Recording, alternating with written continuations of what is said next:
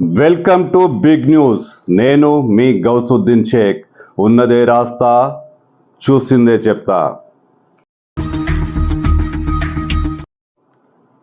కేసీఆర్తో friendly match ఆడుదామా, కేసీఆర్తో స్నేహంగా ఉందామా, పొత్తు పెట్టుకోకున్నా ఆయనకు సహకరిద్దామా, ఆయన సహకారం తీసుకుందామా?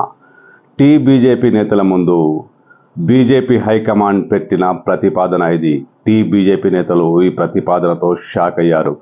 విశ్వసనీయంగా అందుతున్న సమాచారం ప్రకారం ఢిల్లీలో తెలంగాణ బీజేపీ నేతలు హైకమాండ్తో సమావేశమైన సందర్భంగా పార్టీ హైకమాండ్ ఈ ప్రతిపాదన పెట్టినట్లు తెలుస్తోంది.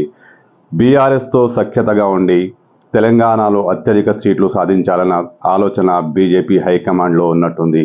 ఇదే ఆలోచనను ఢిల్లీ పెద్దలు తెలంగాణ బీజేపీ నేతల ముందు ప్రస్తావించినట్లు తెలుస్తోంది. ఇది విశ్వసనీయమైన సమాచారమే. అధికారికంగా ఎలాంటి ప్రకటన రాలేదు. మీడియాలోనూ రాజకీయ వర్గాల్లోనూ దీనికి సంబంధించి ఇప్పుడు విస్తృత స్థాయి చర్చ జరుగుతోంది.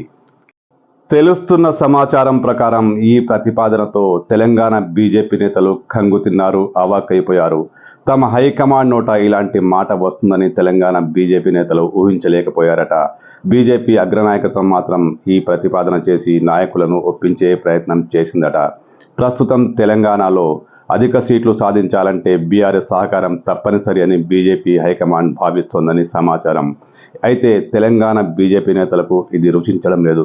ఇప్పటికే చాలామంది బీజేపీ నేతలు, ముఖ్యంగా బండి సంజయ్, లక్ష్మణ్ వంటి నేతలు బీఆర్ఎస్ను ఆడేసుకుంటున్నారు. బీఆర్ఎస్ తమతో పొత్తుకు ప్రయత్నించొద్దు అంటూ వారు ఘాటుగానే విమర్శిస్తున్నారు. బండి సంజయ్ వంటి నేతలైతే పొత్తు కోసం వస్తే చెప్పుతో కొడతామని ఆల్రెడీ వార్నింగ్ ఇచ్చారు.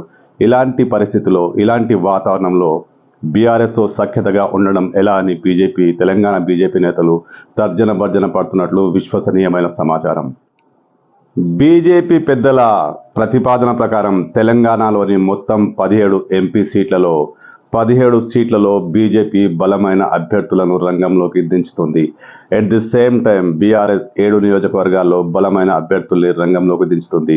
అంటే బలహీనమైన అభ్యర్థిని దించడం ద్వారా అవతల పక్షం బీఆర్ఎస్కు హెల్ప్ చేసే ఆలోచన. సేమ్ టైం బీఆర్ఎస్ కూడా బలహీనమైన అభ్యర్థి దించి బీజేపీకి సపోర్ట్ చేయాలి.